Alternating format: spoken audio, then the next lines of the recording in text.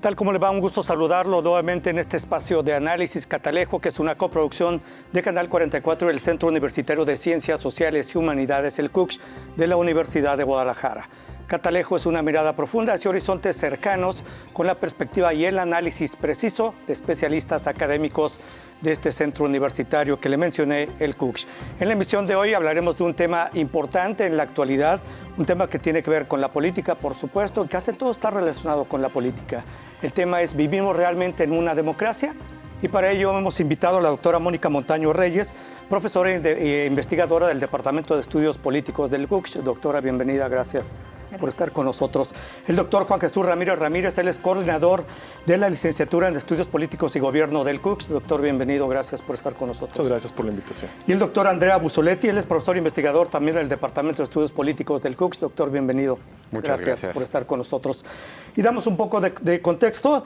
Bueno, la pregunta es, ¿vivimos realmente en una democracia? ¿Es posible que nuestro sistema político esté lejos de ser una democracia? Estas son preguntas fundamentales hoy en día, sobre todo por la situación que se registra en el país. Lo que rige la relación entre gobernantes y gobernados es precisamente la democracia.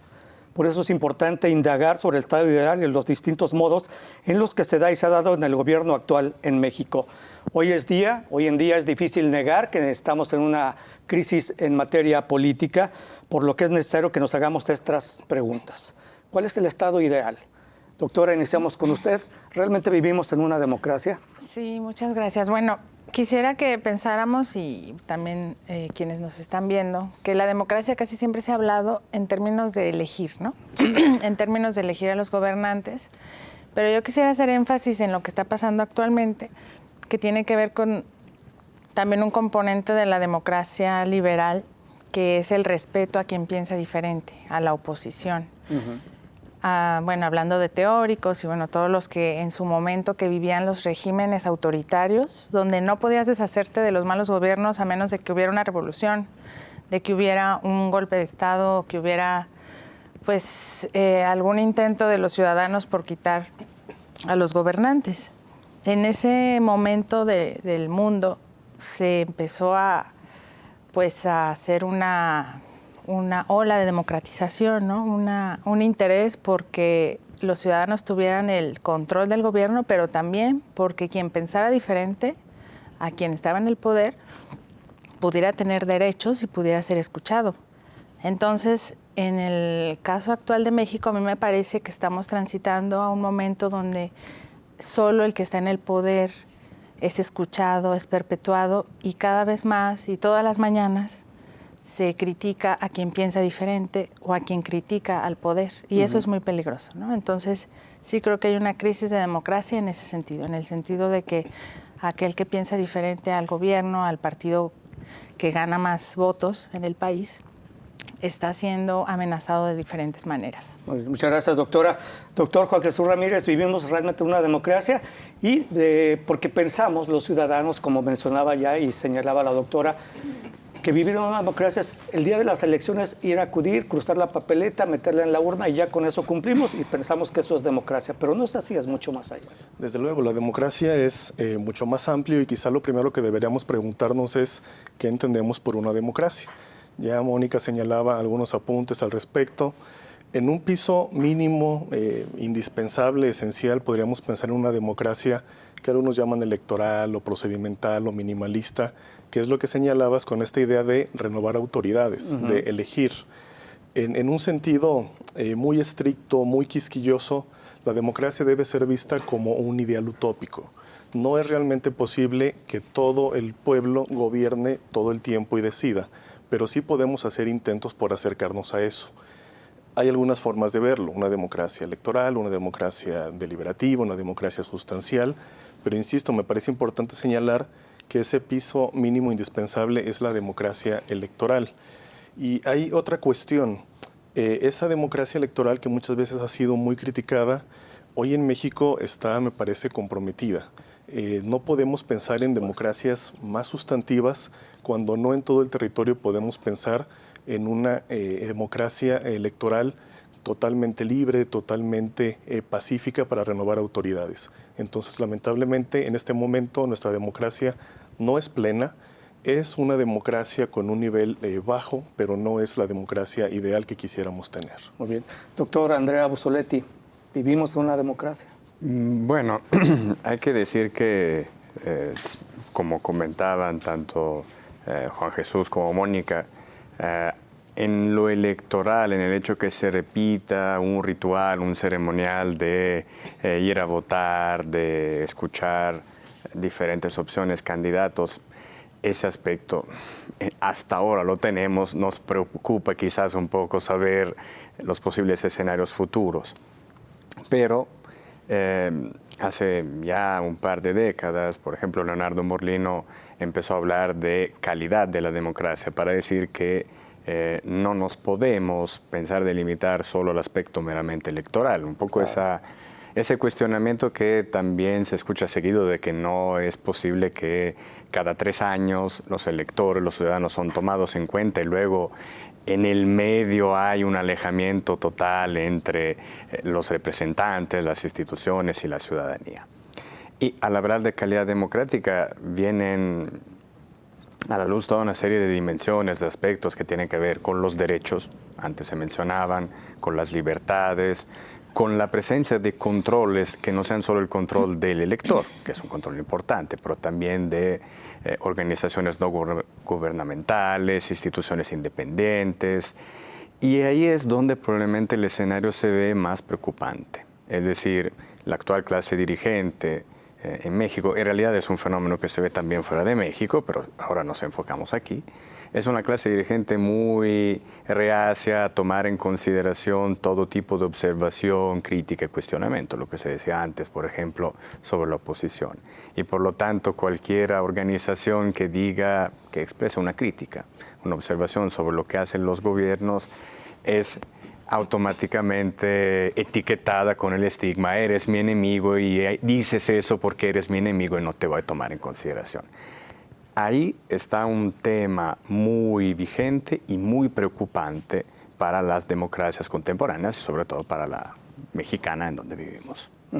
Sí, muchas gracias, doctor. Bueno, desde el 2006 hay un dato interesante. La unidad de inteligencia de la revista inglesa The Economist elabora el índice de democracia a nivel mundial. Esta es una fotografía del estado de la democracia. Se miden 165 estados independientes, 2 territorios. Este índice está compuesto por 5 categorías que incluyen el proceso electoral y pluralismo, funcionamiento de gobierno, participación política, cultura política y libertades civiles. En función de estos puntos, que se obtiene a través de una serie de indicadores dentro de las categorías mencionadas, cada país se clasifica en uno de los 4 tipos de régimen. Democracia plena, como ya mencionaron aquí, democracia imperfecta, régimen híbrido o régimen autoritario. Resulta que México está en el nivel 3, se considera como un régimen híbrido, cerca del régimen autoritario, doctora. Esto es preocupante, ¿no?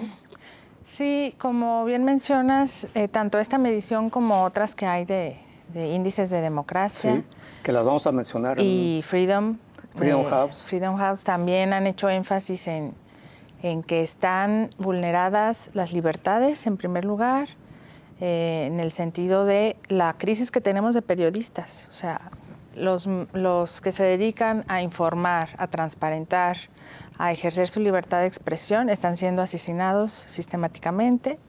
Los activistas que también levantan la voz cuando hay algún abuso de autoridad, también están siendo asesinados. Ya qué decir de los desaparecidos, de las familias de desaparecidos. Y eso es solo uno de los indicadores que también mis colegas ya han comentado, pero que se unen a todavía una respuesta del gobierno que pareciera ser todo lo contrario, ¿no? Que en lugar de buscar transparencia, que en lugar de buscar proteger a esas poblaciones vulnerables, se hace lo contrario, ¿no? Se encierra, se defiende a sí mismo y no está buscando la transparencia de la información pública y sobre todo de políticas públicas que respondan. Entonces sí, yo creo que después vamos a volver a este tema, pero solo para cerrar, algo también muy relevante de estas mediciones es que las democracias de mejor calidad siempre son países pequeños, tanto en Europa como en América Latina. Y eso también nos pone a pensar en que quizás los países pequeños, con menos complejidad social, son más manejables por la autoridad y entre más pues hay países extensos, con muchos conflictos internos. Pues digo, es una hipótesis ahorita, pero sí está interesante que Suiza y aquí Uruguay sean las democracias mejores calificadas y que pensemos por qué nuestro país, por ejemplo, no ha logrado avanzar y que al contrario está retrocediendo. Por supuesto. Suiza, Uruguay. Vamos a hacer una pausa, doctora, y haré una acotación sobre este tema porque me parece que incluso la cultura democrática de la población de estas naciones también influye mucho en la calidad democrática de los países, ¿no? Vamos a hacer una pausa breve, regresamos. Esto es Catalejo, coproducción de Canal 44 y el CUSH. Ya volvemos.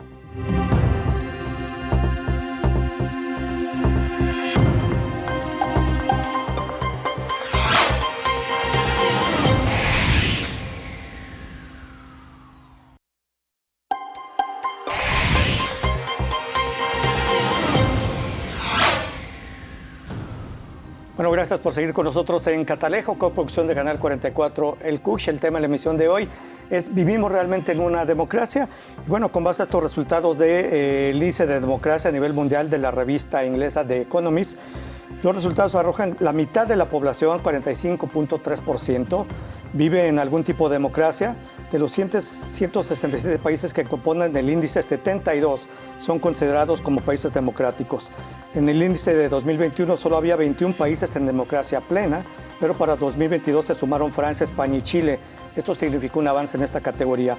Las democracias imperfectas se incrementaron en 2022, pasando de 43 a 48 países. Los países con regímenes híbridos, como es el caso de México, pasaron de 34 en 2021 a 36 en 2022. El 17.9% de la población mundial vive en países con regímenes políticos híbridos, como es el caso de México. Doctor, interesante los datos que arroja este índice de democracia a nivel mundial, ¿no? Sin duda, pero me parece que no debemos perder de vista lo que decía al inicio, que entendemos por democracia. Los propios índices, la variedad de índices que existen, parten de una idea no totalmente distinta, pero no idéntica de qué entienden por democracia. Dicen por ahí que el diablo está en los detalles y precisamente lo que valoran unos índices respecto a otro genera esas pequeñas diferencias.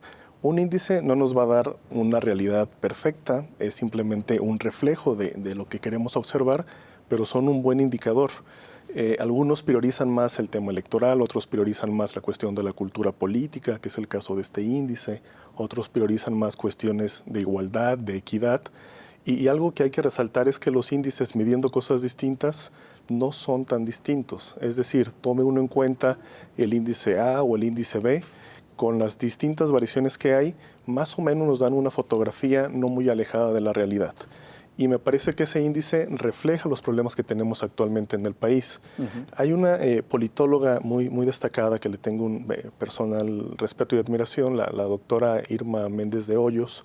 Ella en algún momento decía: nos hemos distraído tanto en términos electorales, que son los temas que ella estudia, en querer llegar al paraíso, a la mejor situación posible, que hemos olvidado cuánto nos hemos alejado del infierno, de la peor situación. Y en los últimos 20 o 30 años, México se venía alejando mucho de esa situación muy complicada. Del infierno. Del infierno. Sin embargo, en los últimos años, no solo nos hemos dejado de alejar, sino que hay elementos en los que parece que estamos regresando. Entonces me parece que puede ser desgastante plantearnos como objetivo llegar a esa perfección, pero hay que tener mucho empeño en no regresar. Cierto, no estamos en la época de los 40, donde las alternancias se daban a sangre, como ocurrió en León, por ejemplo, con la Unión Cívica Leonesa, que le gana al PRI en ese momento y va al ejército a decirles no ganaron, y a base de sangre se logran alternancias. Pero sí estamos en una época, por ejemplo, de muchos asesinatos políticos, candidaturas, aspirantes, incluso políticos en función. Entonces, el índice refleja eso, esos problemas que tenemos. Muy bien, doctor. A ver, señala usted algo que es importante. ¿Qué entendemos por democracia? Bueno, podemos entender que democracia es el gobierno del pueblo. ¿No es así realmente? Ese es el ideal de la democracia. Así es. El asunto es cuando dos personas que son parte del mismo pueblo quieren cosas distintas, ¿cuál es el verdadero pueblo? Ambos son pueblo. Y ha habido respuestas para eso. ¿Qué modelos diseñamos?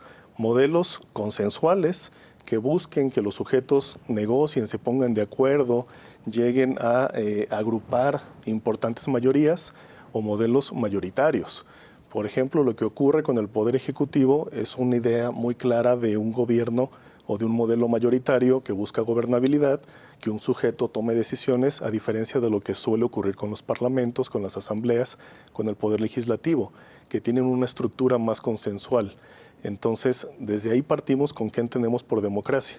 Sí, la renovación de autoridades, pero ¿bajo qué modelo? Un modelo mayoritario, un modelo consensual, y de ahí nos podemos ir a más diferencias, en un Estado federal, en un Estado unitario. Por eso, insisto, hay que partir de qué entendemos por democracia. Piso mínimo, que haya capacidad de renovar autoridades de manera pacífica y de manera periódica, y de ahí hacia arriba. El asunto es que en México no tenemos ni siquiera garantizado el piso mínimo en todo el territorio nacional. Y en la próxima elección ni siquiera eso, ¿no? Hay serias dificultades que ya la Corte metió ahí mano. Así es, ojalá que la Corte de veras intervenga como debe ser en ese asunto. Bueno, pero entonces la democracia se considera como el estado ideal, doctor Andrea Bussoletti, o el estado, es el régimen político menos malo.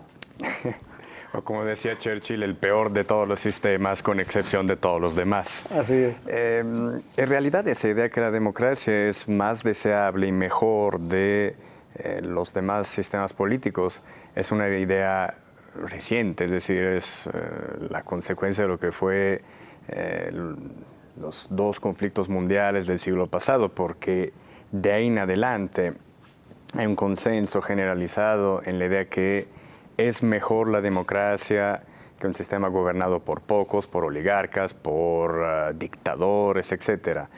Pero es una idea muy nuestra, es muy una idea de nuestro tiempo. Si tú lees, no sé, la propaganda de regímenes autoritarios hablando a principios del siglo XX, decían que la democracia era lo peor en absoluto. Si lees a Platón, lo mismo. Es decir, es una idea que es un producto del tiempo, que tiene un consenso, insisto, muy amplio, y que más bien en el tiempo que vivimos la cuestión es otra. Es decir, la pregunta que hacía Juan Jesús, ¿cuál es la verdadera democracia? ¿Qué es la democracia? Porque lo que observamos es que quien a lo mejor mencionábamos antes no acepta cuestionamientos de autoridades independientes, de fuerzas de oposición, quien quiere gobernar a golpes de mayoría sin tomar en consideración las minorías, los grupos vulnerables dentro de un país.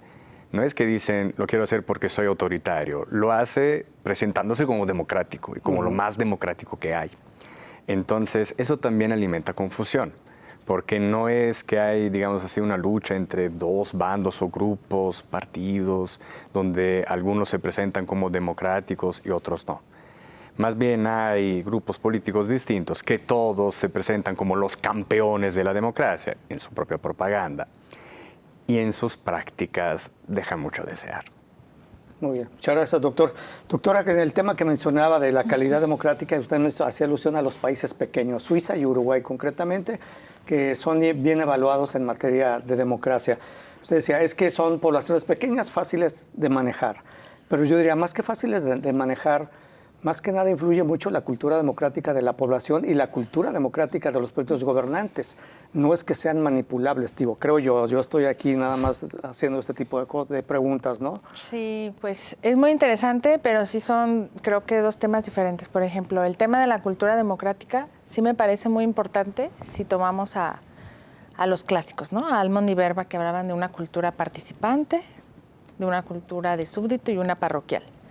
Y la cultura participante se tenía como a la que se debería de aspirar. Y creo que hay una definición que a mí me parece muy, muy clara de esa cultura política que necesitamos en la democracia participante, que es aquel ciudadano o ciudadana que sabe que puede cambiar su país y que lo quiere cambiar y hace todo para lograrlo. Uh-huh. Ya sea a través de elecciones, a través de movimientos, a través de asociaciones, pero es una ciudadanía consciente de lo que se tiene que hacer para mejorar al país. Por eso, pues ellos en su índice, en los 60s, ahí ponían a los países más nórdicos, anglosajones, pero por ejemplo, ahí tanto a México como a Italia, que eran parte del estudio, nos ponían en niveles de súbditos, es decir, ciudadanos que reciben órdenes, que prefieren que un líder haga todo, que no se dan cuenta de su poder transformador de ciudadano. Entonces, sí, sin duda creo que la cultura política es relevante, es uno de los indicadores de estos índices, la participativa, la democracia participativa, y que sí creo que es muy importante que se genere en todos los países democráticos, ¿no? O que aspiramos a hacerlo. Pero ya en términos del tamaño, ¿no? Ahí, pues, a lo mejor sí deberíamos de volver al tema del bien común, ¿no? Al tema que decíamos, que cuál es el pueblo, cuál es el gobierno del pueblo, de cuál pueblo. Y eso ha sido una de las críticas a esa democracia idealista, ¿no? A creer que todos queremos lo mismo. Y lo que tenemos en la realidad, que Robert Dahl hablaba de la poliarquía, son diferentes grupos. Una cosa quieren los trabajadores, otra los empresarios, otra los universitarios, otra los obreros. Y la democracia lo que logra a través de sus canales de deliberación es dialogar con todas estas fuerzas, o al menos esto se esperaría, para tomar las decisiones que beneficien a la mayoría o al menos que no dañen a las minorías, que ese es también un tema, ¿no? Sí. Mucho de la teoría democrática habla de proteger a las minorías precisamente, a quienes no están tan de acuerdo con lo que la mayoría quiere. Y creo que ese balance entre que los ciudadanos, la ciudadanía en general, esté consciente de su poder y busque cambiar, y no solo esperar lo que le digan los líderes, es un elemento muy importante. Y el otro, reconocer que tenemos diferencias, pero que podemos dialogar y llegar a un entendimiento y acción colectiva. Gracias, doctora. Permítanos, vamos a hacer una pausa breve. Regresamos. Esto es Catalejo, coproducción de Canal 44 y el CUCH.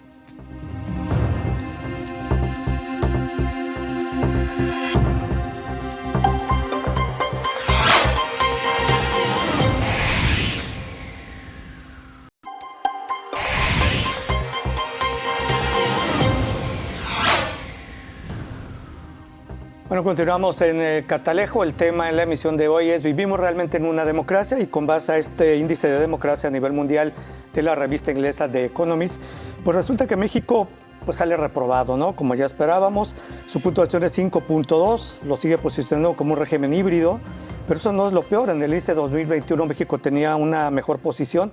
Estaba igualmente reprobado, pero bueno, era una posición de 5.5 puntos en promedio. México actualmente está dentro del top 10 de los países con peor desempeño democrático. Ocupa el 9º lugar al lado de países como El Salvador, Hong Kong, Túnez, Irak, Jordania, Haití, Rusia, Bielorrusia y Burkina Faso.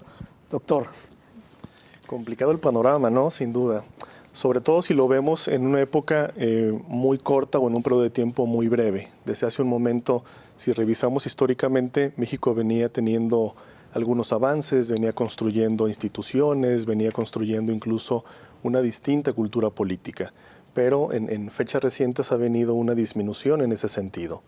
La democracia, al igual que los demás regímenes, no pueden garantizar que el pueblo, entendido como algo monolítico, como algo homogéneo, pueda tomar decisiones, porque el pueblo es diverso, en sociedades más amplias, más pobladas, multiétnicas, como buena parte de América Latina, pues se complejiza todavía más.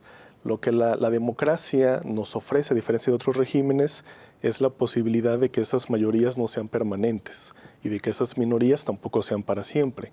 Entonces permite esa movilización. Y para eso la democracia tiene que apoyarse de instituciones, sobre todo lo que se entiende como instituciones supramayoritarias, instituciones o mecanismos contramayoritarios. Por supramayoritario, pongamos el ejemplo de una reforma constitucional. Para hacer reformas realmente de calado se necesita un consenso. Hacia allá van esos mecanismos supramayoritarios. Que haya una forma de que garanticemos un consenso amplio para hacer modificaciones relevantes. Y en el contramayoritario tenemos organismos, pensemos en la Corte, pensemos en el INE, pensemos en el INAI, pensemos en la Comisión de Derechos Humanos, que no buscan tener una representación poblacional, sino que buscan garantizar ciertos derechos. La democracia requiere de elementos que son necesarios para su funcionamiento. Y hoy en día, volviendo al tema inicial de la democracia en México, pues precisamente son esos organismos los que han sido no solamente criticados, sino seriamente disminuidos en sus funciones y en su autonomía. Severamente atacados. El caso del Instituto Nacional de Acceso a la Información, que actualmente está siendo, pues no sé, víctima de una campaña de desprestigio desde las mañaneras, ¿no? Dice, ¿para qué sirve ese organismo? Pues sirve para mucho. El tema es que ese organismo no le conviene que siga operando a quien está en el poder, por eso lo ataca, ¿no? ¿Y la Comisión Nacional de Derechos Humanos, doctor, existe? Te pregunto, porque digo... Fue la primera a la que se buscó, si podemos utilizar el término, infiltrar, ¿no? O llevar a personas afines que justo contradicen su función esencial. Claro. Entonces, no es casualidad que hacia allá se ha ido. Derechos humanos, la Corte y quien organiza las elecciones, que son elementos fundamentales de la democracia. En un nivel muy cercano, pero me parece que sería otro escalón la cuestión de transparencia, ¿no? Pero también son las que no es casualidad, vaya, que se hayan atacado. Y bueno, pues en el tema de la Corte, yo diría que en la Corte se están viendo aires de independencia con la resolución reciente que consideró inconstitucional el pasar la Guardia Nacional a la Secretaría de la Defensa Nacional. Ese es un gran paso, un gran avance y ojalá así siga la Suprema Corte. Doctor, México salió rankeado en el lugar 89 de 167 países, cayó 3 lugares con relación al índice 2021. Las categorías que obtuvieron el peor resultado para México fueron 4.64 puntos para el funcionamiento del gobierno, 5.5 puntos para libertades civiles y 1.88 puntos para cultura política. Los resultados ahí están, lo explican todo. Y como decía, ¿cuántos tipos de pueblo hay en México? Se supone que debe ser un solo pueblo, pero cuando en la mañana escuchamos el único pueblo es el pueblo bueno y sabio, pues ya uno dice, bueno, ¿y nosotros qué somos? La idea de pueblo es una idea controversial. En realidad, cada quien, incluyendo quien está gobernando hoy, cada quien define el pueblo, hace una operación para reunir una colectividad y termina por excluir una parte. Eso en realidad sucede también en los casos de que se define el pueblo con las mejores de las intenciones. En algunos casos las intenciones son mucho más instrumentales, son muchos más de conveniencia y eso evidentemente no beneficia a toda una población y a toda una colectividad. Los valores que tú acabas de comentar, sobre todo la cuestión de la cultura política, indican qué cosa, que el proceso de transición hacia la democracia, de construcción de esas instituciones y organismos independientes, pese al haber hecho avances en las últimas 2 décadas, digamos casi 3, desde finales de los años 90 hasta la actualidad, pero no han logrado respaldarse sobre una legitimidad, sobre un consenso, sobre cimientos que les permitieran ser sólidos frente a las coyunturas políticas. Y ahora que hay una coyuntura política donde hay una orientación muy marcada por parte de quien gobierna en contra de esas instituciones, esas se ven sin la capacidad, o por lo menos con una capacidad muy baja de hacer frente a ese tipo de ataques, descalificaciones y cuestionamientos. Eso hay que entender. No significa solo necesariamente, aunque evidentemente habrá que hacer un balance de por qué se están tomando esas políticas y qué tanto habrá que criticarlas o cuestionarlas. También del otro lado habrá que entender qué errores se han cometido y dónde se ha fallado en ese proceso de construcción de instituciones, porque ese valor de la cultura política justo describe que las instituciones se hicieron, pero algo falló en eso. No lograron ser consideradas como un patrimonio de toda la ciudadanía. Fue visto más bien como algo de élites, de tecnócratas, pero no beneficiará a la colectividad. Y ahí hay un problema muy importante que, más allá de la coyuntura, más allá de lo que será el proceso 2024, hay seriamente que ponernos. Menciona usted que son considerados instituciones ligadas a la oligarquía, diría yo también, o a los conservadores, ¿no? Es el discurso que en ese momento se hace desde quien está atacando esas instituciones, por supuesto. Ajá, muy bien. Ahora, los analistas, como ustedes, por supuesto, también explican que estos resultados que ya dije, por ejemplo, este de 1.88 en cultura democrática, que tiene que ver con instituciones de quién es responsabilidad, del gobierno, de los propios ciudadanos como nosotros, que no nos importa mucho meternos en culturas, en temas políticos, doctora. Sí, y además de este indicador, también hace poco el Latinobarómetro sacó los mismos resultados, un retroceso en toda América Latina en cuanto a la participación ciudadana. O sea, nos volvimos en general más parroquiales, más de alejarnos de lo público, más aferrarnos a lo privado, a la vida privada. Y bueno, hay muchas interpretaciones. Yo no quisiera también pues decir cosas que no están sustentadas, pero pero creo que... En este país todo es especulación, sí, doctora, así es de que no hay problema. Pero de algo de lo que se ha hablado, y es algo que no hemos tocado el tema aquí, es el asunto de la igualdad económica. O sea, hemos hablado mucho de la igualdad política, pero que ya también en Europa en los últimos años se ha hecho énfasis en que la igualdad económica ha sido un tema que no fue tan importante como la igualdad política. Se hicieron instituciones para que todos fuéramos iguales políticamente, pero empezó, y bueno, no empezó, se siguió consolidando la crisis económica de la región. Y eso ya luego pudiéramos hablar del crimen organizado, que también azota nuestra región, al ser una opción fácil para algunas personas para obtener recursos, ¿no? Uh-huh. Entonces, esta dificultad de América Latina y de Europa del Sur, porque también allá está Portugal, España en esa situación y algunos países excomunistas, porque la democracia les diera resultados en su economía personal, pues pudiera ser alguna de las causas de que también uno elija dedicarse más a satisfacer las necesidades primordiales y materiales antes que pensar en lo público y en la colectividad, ¿no? Entonces, creo que es un tema que ha quedado a deber la democracia en la región y, bueno, quizás no la democracia, pero sí las expectativas que tenían los ciudadanos de la democracia y que por eso nos alejaron. Okay, gracias, doctora. Vamos a hacer una pausa. Permítanos, regresamos a esta emisión de Catalejo. El tema, ¿vivimos realmente en una democracia? Ya volvemos.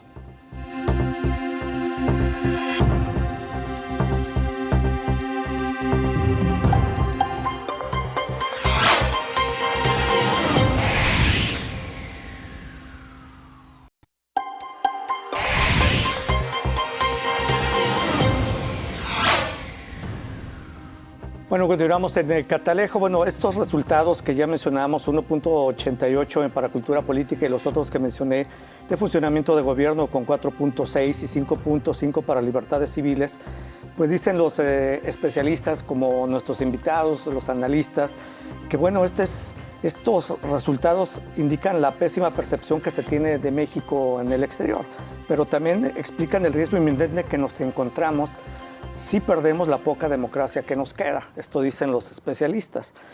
Y la sugerencia es que todos, desde el ámbito de nuestras trincheras, pues luchemos porque haya procesos democráticos libres y ciudadanos libres.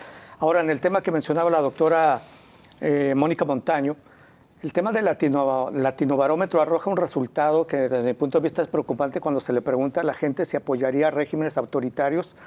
Y la gente apoya más regímenes autoritarios que regímenes democráticos. Esto es preocupante, ¿no? Porque indica, bueno, entonces, ¿dónde queda la democracia por la que casi todo el mundo dice que es el estado ideal en un país entre gobiernos y gobernados, ¿no, doctora? Sí, pues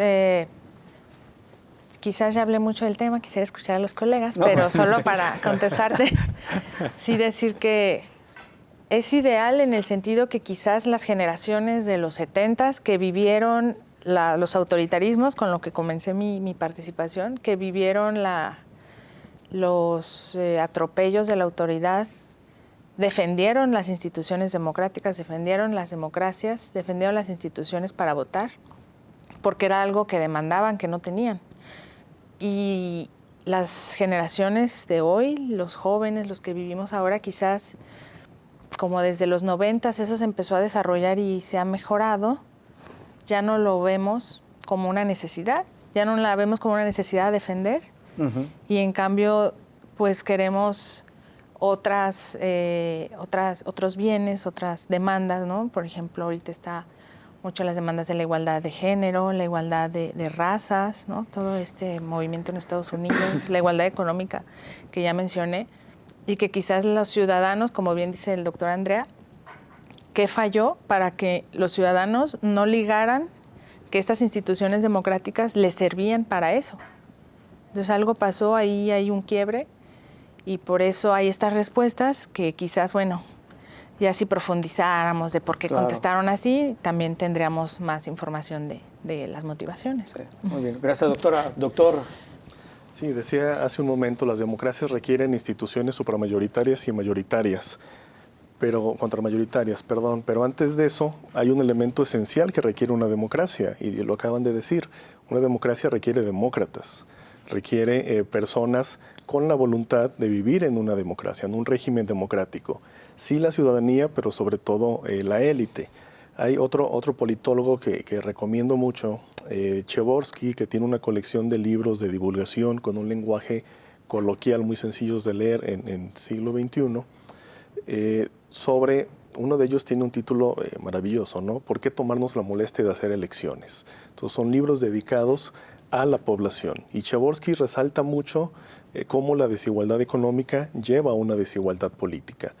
Me parece que es injusto pedirle a una persona que tiene que trabajar 10, 12 horas al día y trasladarse 2 o 3 horas en el tráfico, que además llegue a preocuparse por los problemas de la sociedad y que además se involucre y participe activamente. Otra vez vuelvo al inicio, ¿no? ¿Qué entendemos por democracia? Si nos damos esta versión procedimental que Schumpeter nos dice es un mecanismo para renovar autoridades, están funcionando las democracias. En la mayoría de los países hay una renovación pacífica de autoridades, pero hoy en día nadie nos convencemos con eso. Queremos una democracia con mayor alcance, una democracia a la cual, y a mí me parece peligroso exigirle que nos dé resultados económicos. La democracia es un régimen político, no es un modelo económico, que debería ayudar, porque hay una condición de libertades y de igualdades que pueden ayudar a favorecer el desempeño económico, es otra cosa. Pero otra vez, ¿qué entendemos por democracia? Es la clave para ver cómo vamos a evaluar la democracia que estamos entendiendo. Y otra cuestión, estos ideales no surgen de la nada. Las teorías, los conceptos surgen en un lugar específico. Mencionaba Suiza, mencionabas Uruguay, ejemplos donde la democracia participativa, los mecanismos de democracia directa son muy comunes. Entonces, por las condiciones, ¿no? Sociedades más homogéneas, más pequeñas, países aquí sí muy distintos, uno unitario, otro totalmente federalizado, más bien confederado, pero cómo estas exigencias no surgen en países que se caracterizan por la desigualdad, surgen en países con cierta consolidación económica que han satisfecho ciertas necesidades básicas y entonces ya están pensando en otras cuestiones.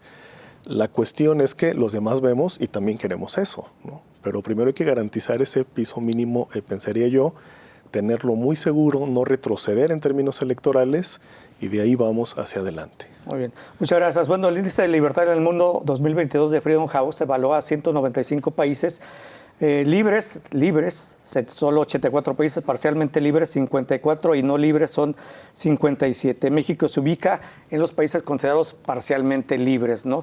Lo que va aparejado con los otros datos del otro índice de democracia a nivel mundial de Economist, pues indica la gravedad de la situación que está actualmente en el país, doctor Andrea Bussoletti. Así es. En ese problema, lo que antes se mencionaba, por ejemplo, no solo el tema del sistema político, que seguramente influye en ello, pero también el peso, las raíces que tiene el crimen organizado en el país es un elemento fundamental en explicar ese valor que nos acabas de decir. Y revela una problemática social muy compleja que, ¿dónde está, digamos así, el cortocircuito? El cortocircuito está en el hecho de que atender ese tipo de problemáticas requiere medidas que a veces son difíciles, que a veces son impopulares, que son complejas de tomar y de hacer aceptar, digerir a la población. Y en un contexto donde la permanencia en el poder se define por medio de los votos, ahí se genera el cortocircuito. Es decir, en lugar de tomar medidas que uno ni siquiera sabe si van a ser efectivas, pero con la intención de que sean efectivas para los problemas del país real, en los problemas profundos. Tomar esas medidas puede hacer perder muchos votos y es poco probable que te los dejen ganar. Y quien hace política, los animales políticos que a eso se dedican, viven con la perspectiva de la siguiente elección. Entonces ahí se genera un cortocircuito, un círculo vicioso, que va a ser muy difícil porque tampoco hay que ser fatalistas. Por supuesto que se puede romper, pero requiere de fuertes consensos, de dejar un poco al lado la conveniencia de corto plazo para tratar de construir instituciones, un nuevo contrato social, una nueva forma de convivencia que cambie, porque, reitero, no hay que caer en el fatalismo y pensar, bueno, entonces no hay remedio, no se puede hacer nada y hay que rendirse. Al contrario, creo que hay que tratar de hacer lo posible para cambiar eso, aunque a veces implique sacrificios y decisiones impopulares. Sí. Muy bien, gracias, doctor. Y ahora que mencionaba el tema de la igualdad y la cuestión económica, el valor fundamental para que exista una democracia precisamente es la igualdad. Y ahora que estamos en un mundo globalizado, pues resulta que se están vulnerando derechos humanos con mayor énfasis en los pobres y la desigualdad pues no hace más que incrementar. Vamos a hacer una pausa y sigo con este tema porque me están pidiendo el corte, regresando y ya pedirles sus conclusiones y hablar de este tema de la igualdad que es fundamental en una democracia. Ya volvemos.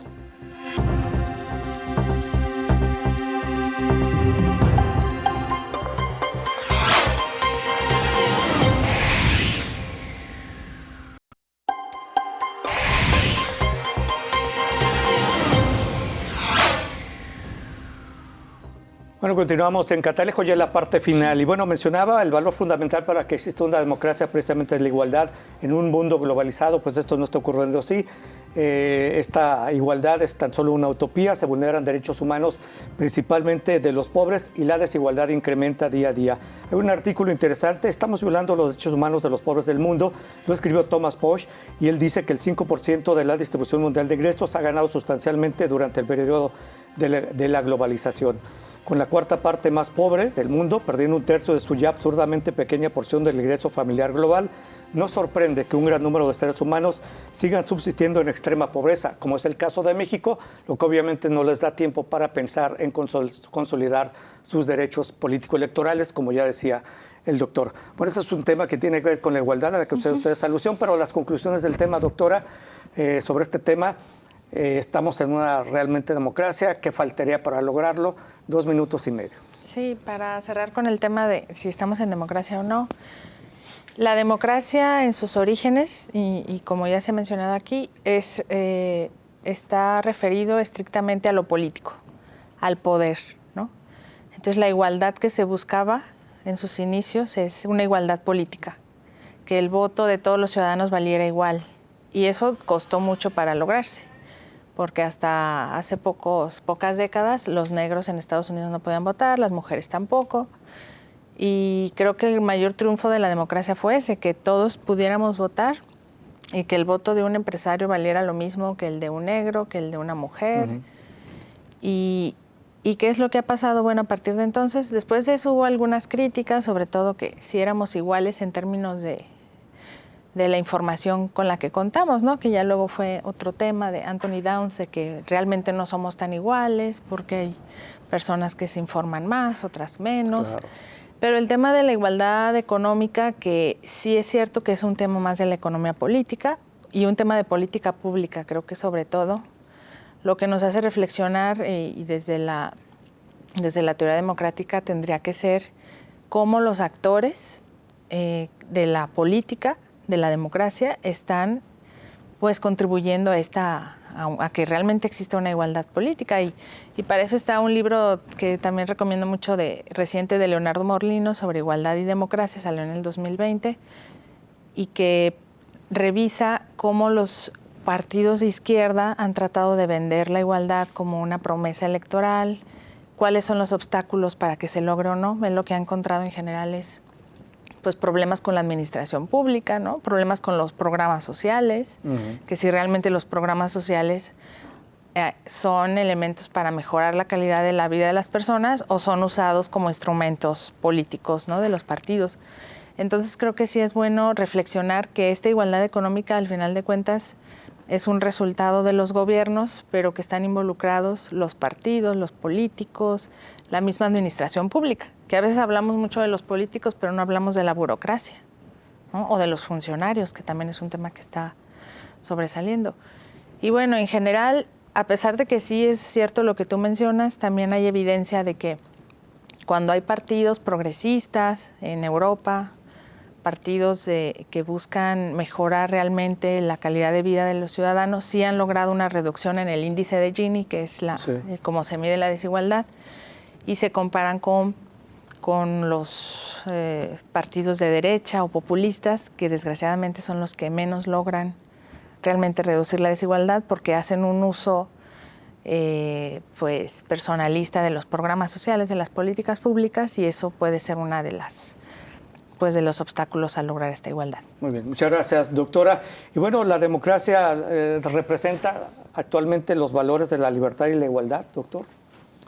La democracia, en tanto sentido ideal, no puede dejar de representarlos, ¿no? Ahora, ¿cómo ejecutar o cómo llevar a cabo esos valores es realmente la complicación?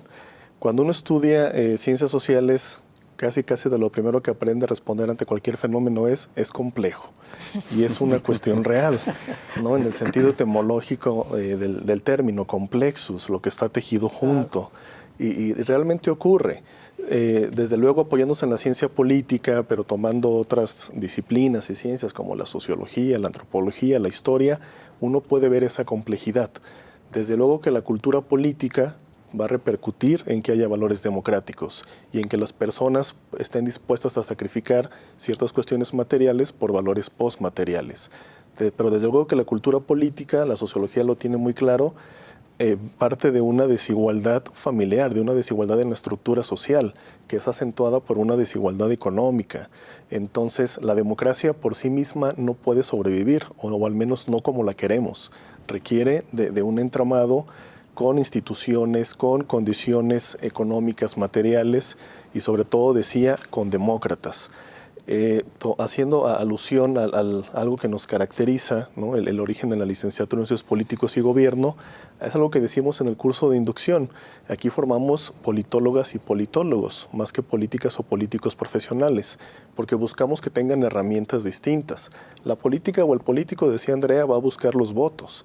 La politóloga o el politólogo, yo les pido que tengan ese compromiso democrático, que tengan la capacidad para evaluar y para proponer no cómo ganar elecciones, sino cómo construir instituciones que garanticen el avance democrático que el país requiere. El politólogo crea el entramado para que el político vaya por los votos, ¿no?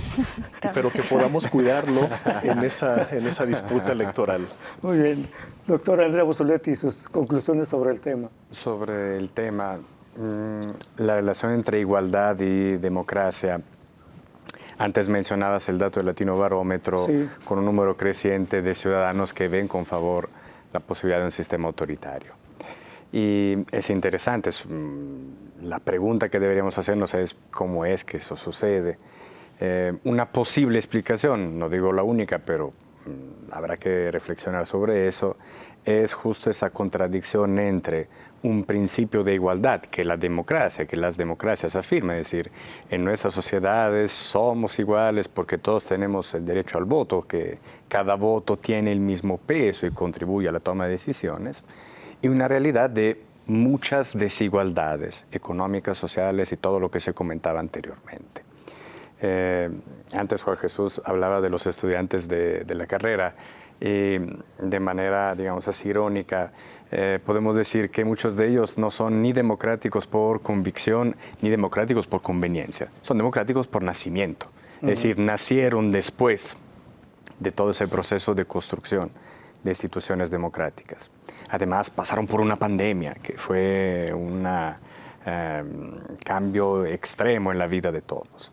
Eso lo comento para decir que efectivamente la democracia que hay también en México pues requiere de atender esa contradicción entre igualdad y desigualdades, entre igualdad en principio y desigualdades de facto, y no debe ser convertida, digamos así, en una reliquia, en algo que se venera, pero sin preocuparse realmente de cómo funciona, de qué medidas toma y de qué mecanismos pone a disposición de la ciudadanía. Si nos convertimos, digamos así, en sacerdotes de una democracia sagrada, intocable, incuestionable, probablemente terminamos por afectar a la democracia en lugar de mantenerla vigente. Y eso es probablemente el reto de los próximos años. Muy bien. Muchas gracias, pues les agradezco su asistencia a esta emisión de Catalejo. Doctora Mónica Montaño Reyes, muchas gracias. Doctor Juan Jesús Ramírez, muchas gracias. Doctor Andrea Bussoletti, como siempre, muy agradecido. Y muchas gracias también a usted. Nos vemos y escuchamos en la siguiente emisión de Catalejo. Hasta luego.